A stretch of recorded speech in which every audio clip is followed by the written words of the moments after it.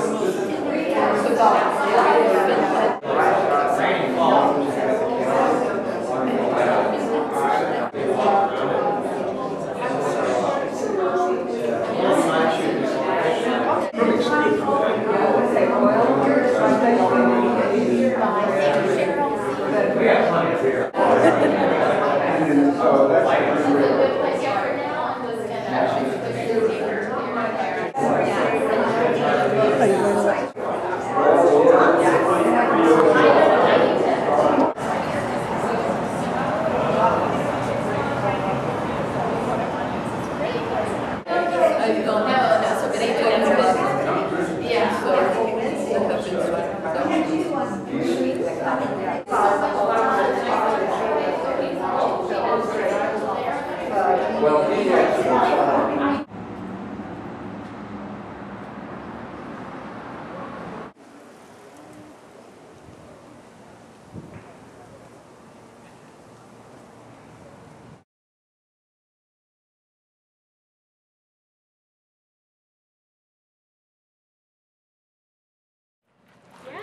Probably. I think mostly they do. Yeah. Why do you think these people have garbage cans and crap up against this? I can't imagine why. They're doing big. They must know that this stuff is here. I wonder how much they appreciate and value and respect art. And they're tattoo people. Right. How many people have a tattoo here? I can see the hands up. And you figure your tattoo is art, right? So you figure that they appreciate art. Doesn't look like it to me here. All right, let's move the dumpster. Right? Yeah. Over here. You're right. And that dumpster was still here a week ago. And this dumpster has been here since these people moved in. I don't know why. I don't know what they're thinking.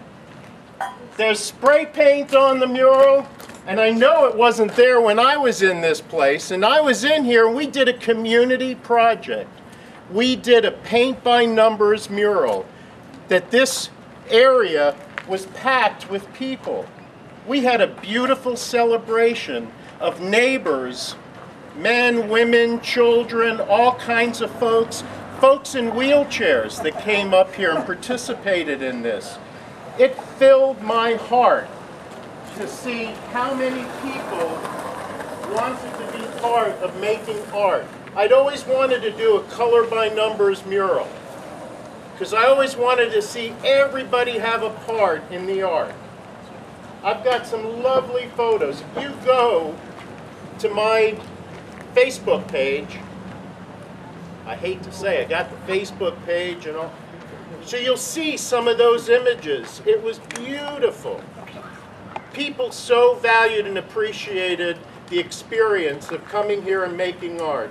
And personally, it breaks my heart to think that the kids who live in this neighborhood, who may bicycle along here, look at this and think, they don't really care about what I did here. Why should I do it anymore?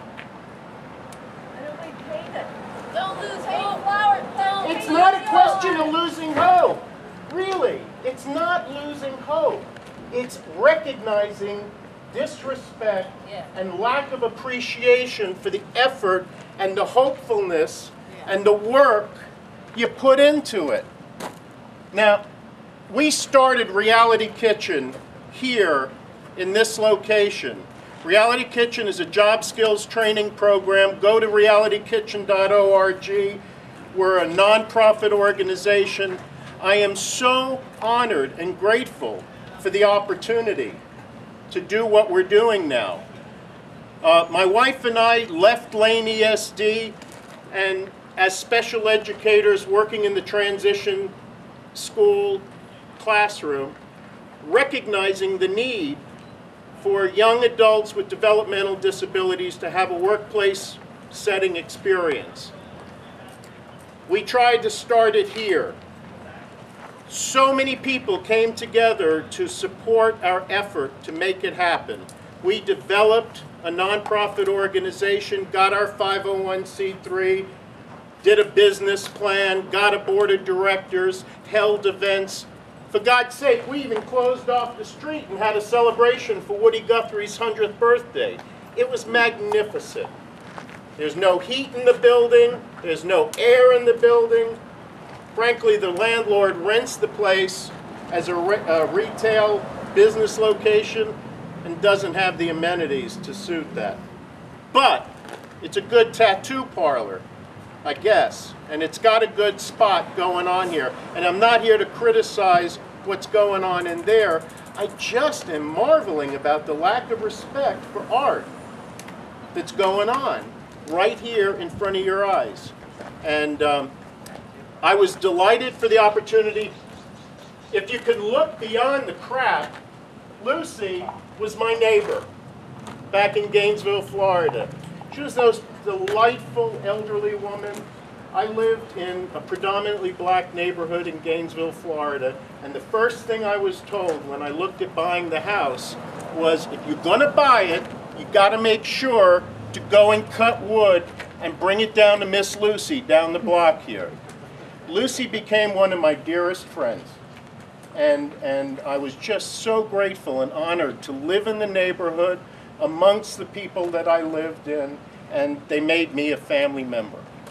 I always wanted to paint a mural of Lucy, and if you could see beyond all of this, Lucy is holding 2 pieces of birthday cake, and that was my son's first birthday party.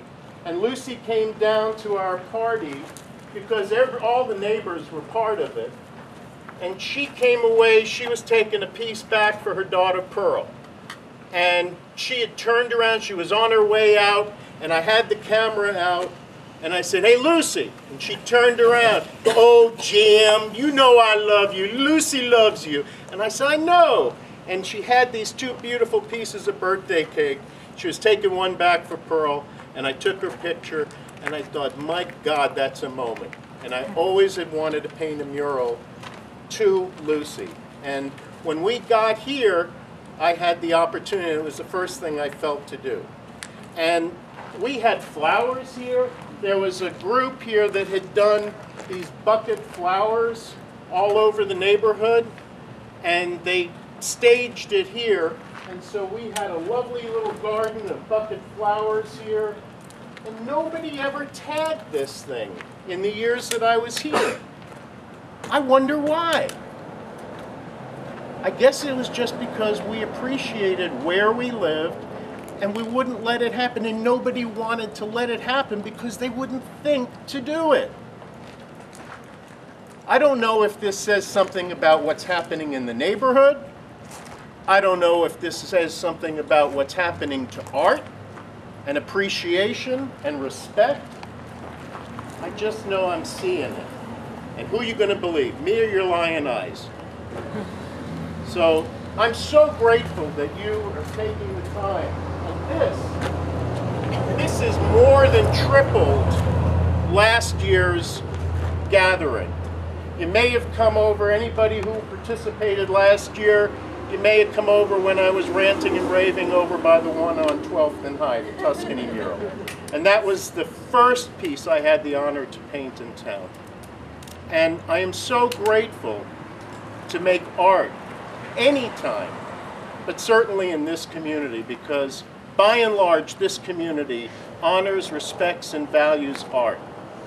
I'm sure the other locations that you've gone to are emblematic of that. And, you know, we're a small little group. We should have t-shirts, you know, the mural painters in Eugene, because we're good friends and we celebrate each other's work. And so it's an honor, again, to be part of this small group and to know that this many people care about public art. Making public art is a special honor, and it's how we give and communicate back to each other and create community. I don't want to put too fine a point on it, but this is not creating community. This is breaking down community. And if you want to see this continue, let it continue. If you have something to say about it, you find your voice and you do what you think is appropriate to make your feelings known. And that's another part of making art in community, is speaking your mind and letting your voice be heard. Again, I'm so grateful for the chance to be doing Reality Kitchen, for doing the work that we're doing. We are now over where the Wild Plum Bakery used to be on River Road. It's growing.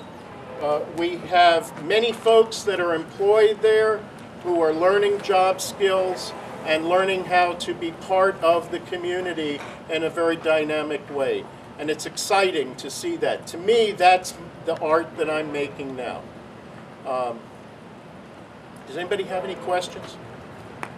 Could you briefly mention the other murals you have around town that people might have seen other than Tuscany? Well, there's the Tuscany mural. There's the one, you know, I can tick down. It's like, which kid is your favorite kid? The mural at the Aqua Serene.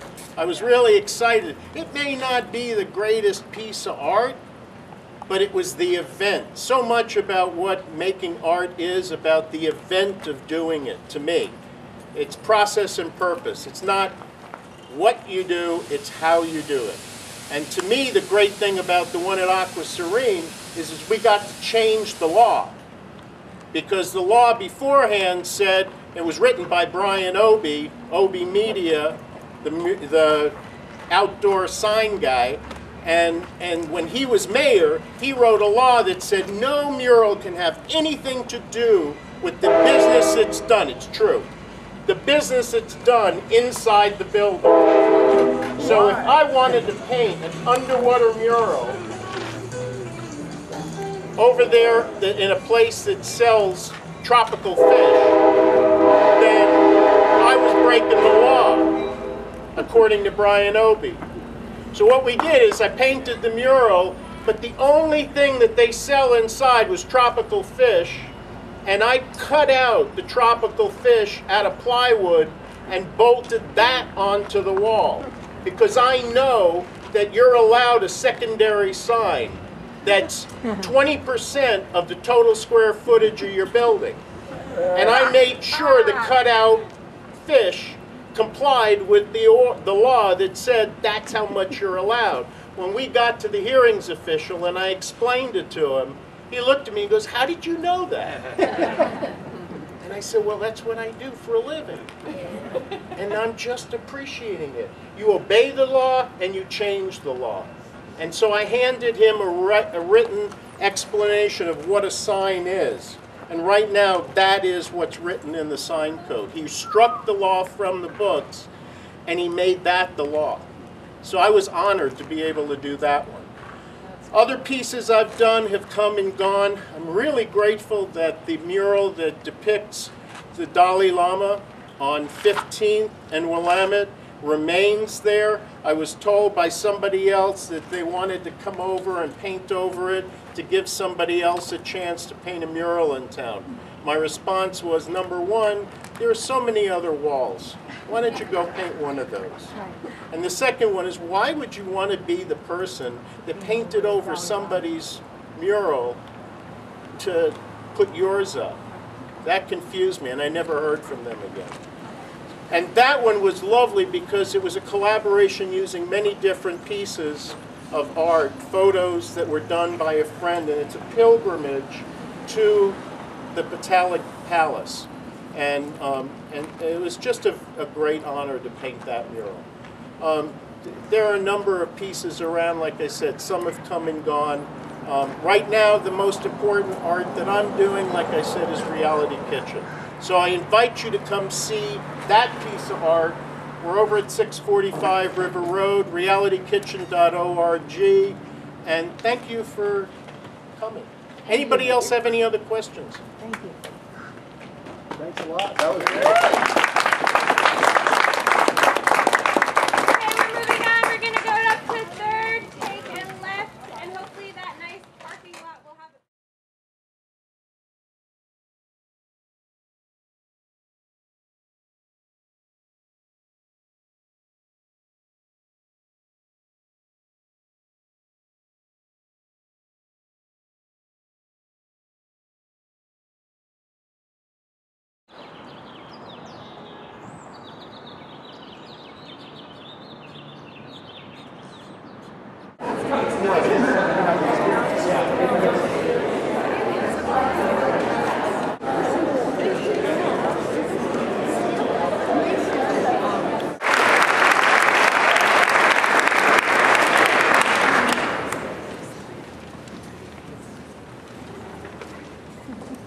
Hello, my name is Yona Barani. I'm from Portland, Oregon. I'm singing The Vagabond by Ray Fawn Williams from the song cycle Songs of Travel. This song is rather exhilarating as it is a longing for living the life beyond what we all currently have.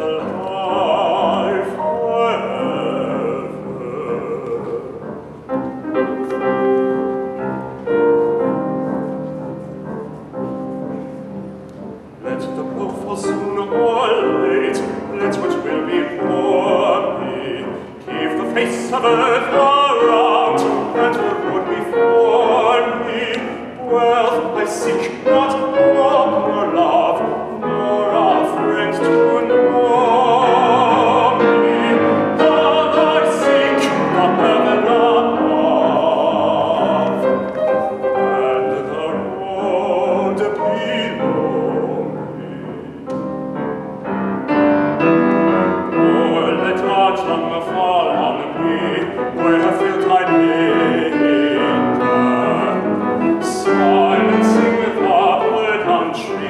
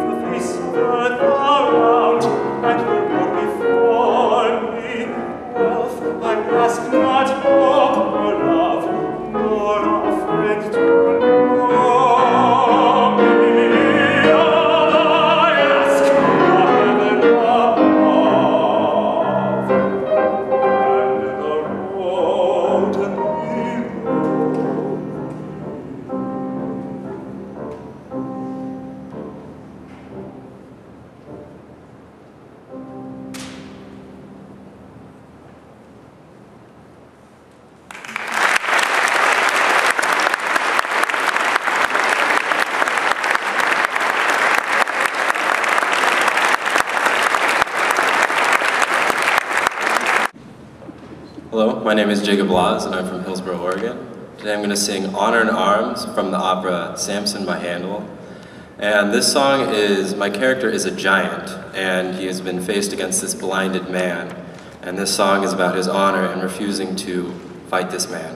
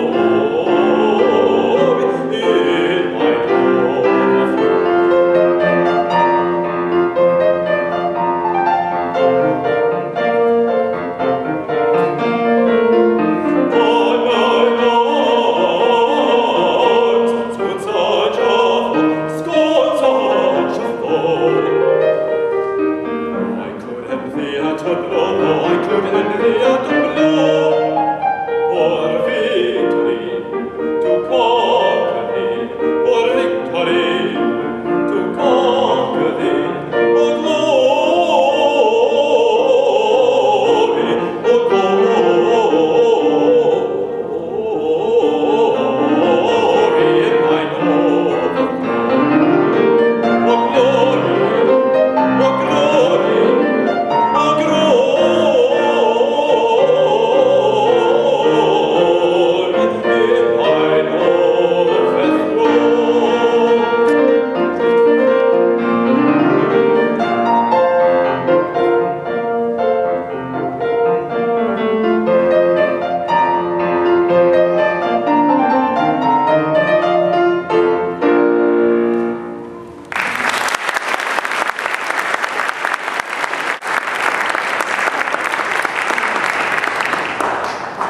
Hello, my name is Olga Valdez. I am from Salem, Oregon.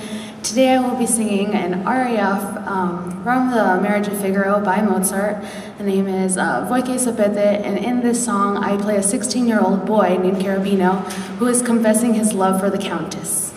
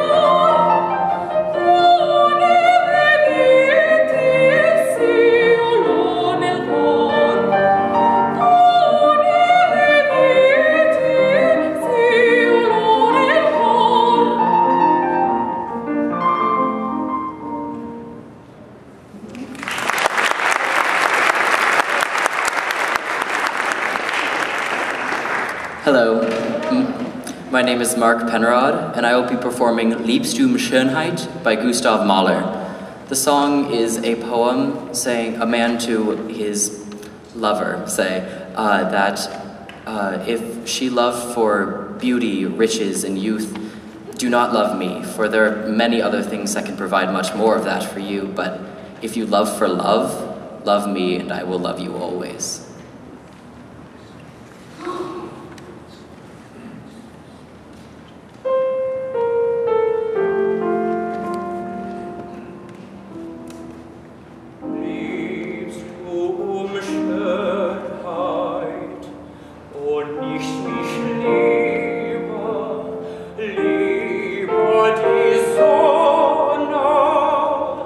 Sie trägt ein Gottes Haar.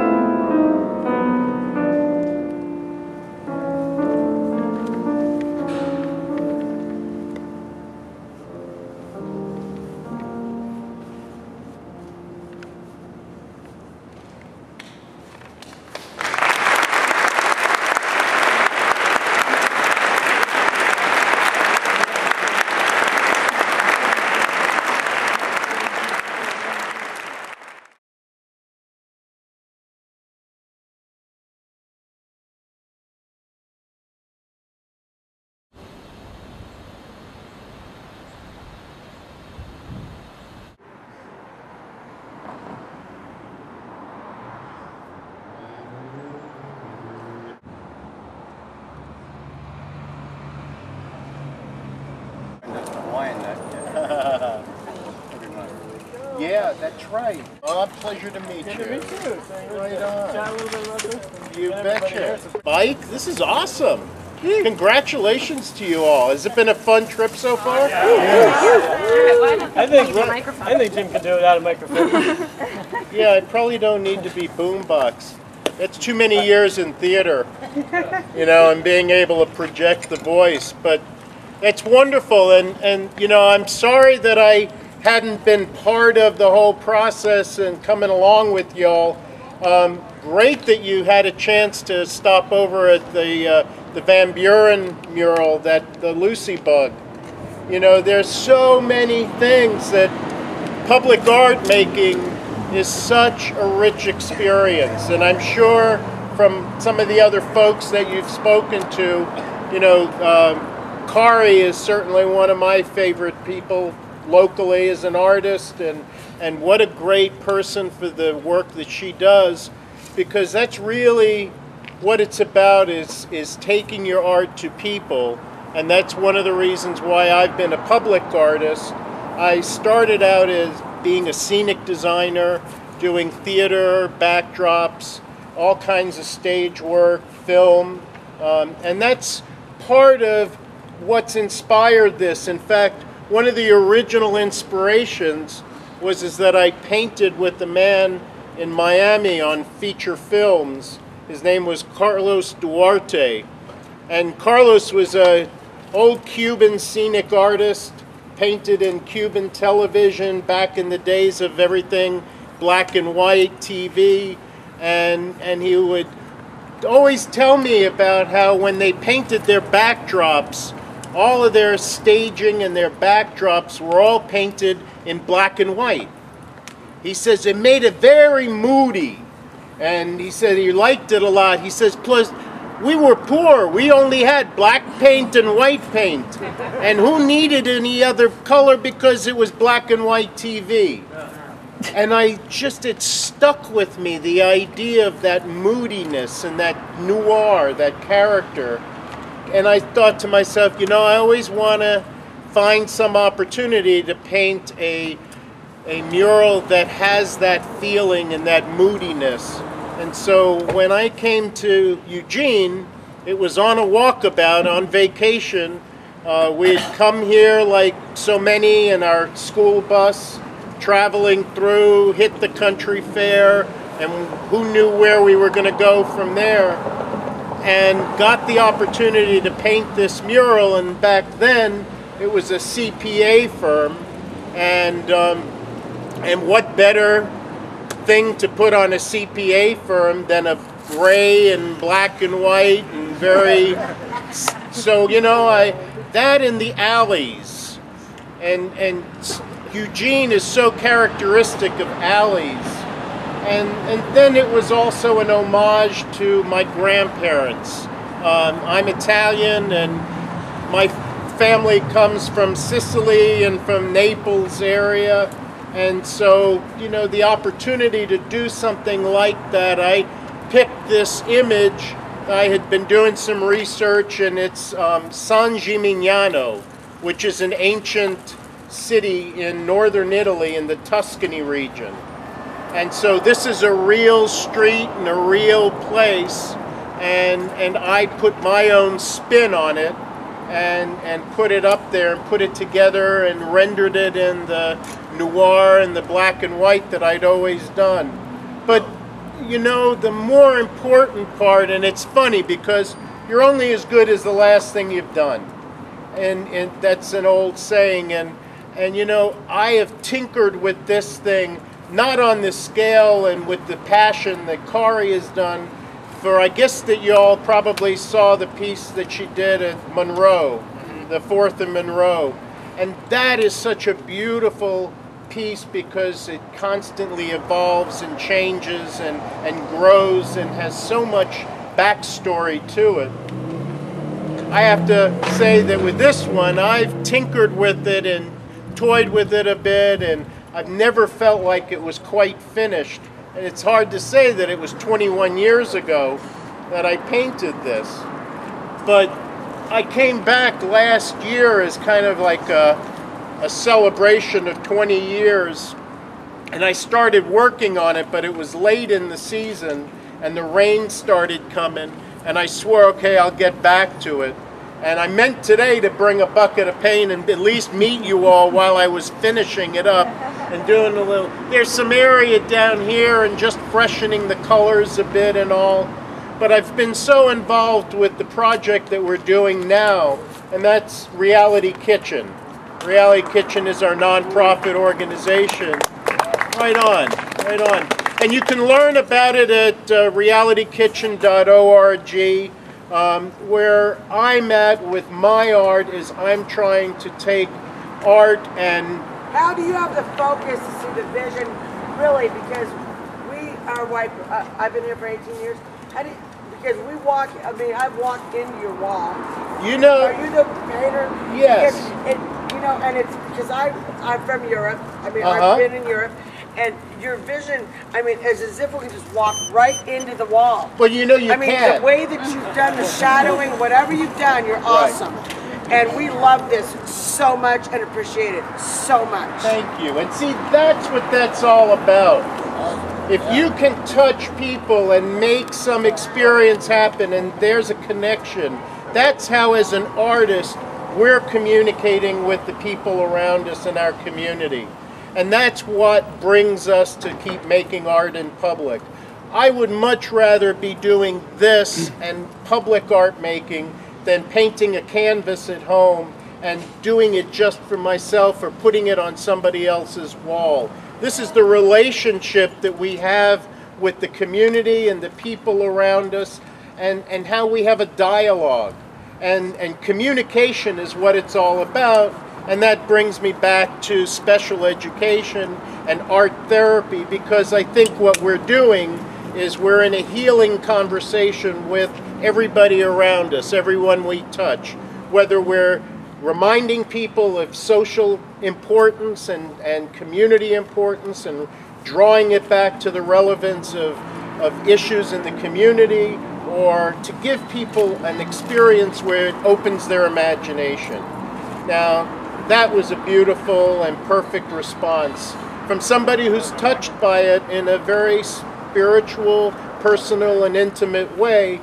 And you know, it's funny because I was just telling one of the other folks that stopped by, years ago, when I first painted it, there's a spot out by that manhole cover in the street that I always like to go and stand at and look at the mural from there, because it was framed by trees and it was in such a lovely spot. So I took my shoes off and I stuck my feet in a tray full of paint, and I had my footprints there for quite a while. Now the paint is worn off, so it's no longer there. But it's over by the manhole cover. If you ever want to stand there, that was my favorite angle. You could also, if you get online and you go to YouTube, you can look up Memoria a Tuscany, or look up my name, or look up Reality Kitchen, and post it on there as a video. When I went back to school, prior to getting my master's in special ed, I got my BFA in video design and technology and learned about animation, stop motion, and kind of embraced the whole technology piece. And as one of my showpieces for my graduation from the BFA department, I produced a piece that involved this mural, and I actually take you inside the mural. So if you get an opportunity and you can look at it, that would be a really special and nice thing that I could share with you. So much, it's ironic too, because here we are right on the beginning of this time of the year, and we got the Eugene celebration coming, and I remembered that when I was painting this, one day somebody pulled up and drove in and said, "Hey, are you the artist?" And I was standing on a scaffold with a paintbrush in my hand, and I kind of looked and I said, "Yeah, that's me." And they said, "Do you want to be a judge for the Eugene celebration?" And I was taken back. I was like, what an honor, and that was so much fun. It gave me again an opportunity to learn about the community, so I jumped at it. I said, of course I want to be a judge. and they stuck a robe on me and an old wig and a clown's nose, and I got to be a judge. I was brand new in the community, and here I was for the Eugene celebration being a judge. So many experiences and so many things that have happened as a result of just having the opportunity to paint this mural. There was the night that I came here and I sat and watched the first snow falling. And because I wanted to see what this looked like in a snowfall. And I was just enjoying it and watching it. It was such a quiet late night. And I could hear across the street some people over at the High Street Cafe saying goodnight. It was closing time. And then I just listened to the snow falling, and I heard this swish, swish, swish of somebody on their bicycle, and I could hear them coming through the snow. And then I heard it coming closer, and I realized the guy was riding his bike, and he was aimed right for the middle of the mural. And if I didn't yell at him and stop him, he would have kept going straight into that wall. And as it was, he skidded to a halt, and he leaned across the handlebars, and he touched the wall. And he looked at me, he goes, "Whoa, man, thanks so much." He said, "I didn't know. I thought this was a street." So he got off his bike, and he walked his way home. Jim, we ride our bikes through here at night often, and that security light kind of detracts from it. What about getting making a period or architecturally correct street light that juts out of that wall there to lend itself to the... It's so spot on. Since I first was painting this, tried to get Conan Larson, then after they moved out, the next place that moved in here, and then it was a tech firm. For years, 20 years, I've been trying to get them to change that light. I said, look, just move it over to that building and put it on there and all. There was never a budget. They never, it would make the most sense. And the funny thing is that in a kind of an ironic way, if you look at it, yes, it is a security light that comes out here, but it does cast a bit of light on the mural in a non-traditional way. So the mural itself isn't spotlighted like you would ideally like it to be, but it's realistic because technically it's a security light on top of some building somewhere in Tuscany that they would never have put that up there anyway. But I've tried to get them to paint that or to change that. Maybe if there's a budget, we'll put together some kind of a grant. If it were a traditional antique Italian street light jutting out of that wall between those arches at a weird angle that kind of worked, it'd be like multimedia conceptual art. You just need to get a Eugene Block grant. If I had a buck for every suggestion, every photograph that I've seen taken of this wall, I mean, I'm honored to think that a very simple... You see? I'll put that towards the kitchen. That's so funny. Thank you. I love this town. Isn't this great?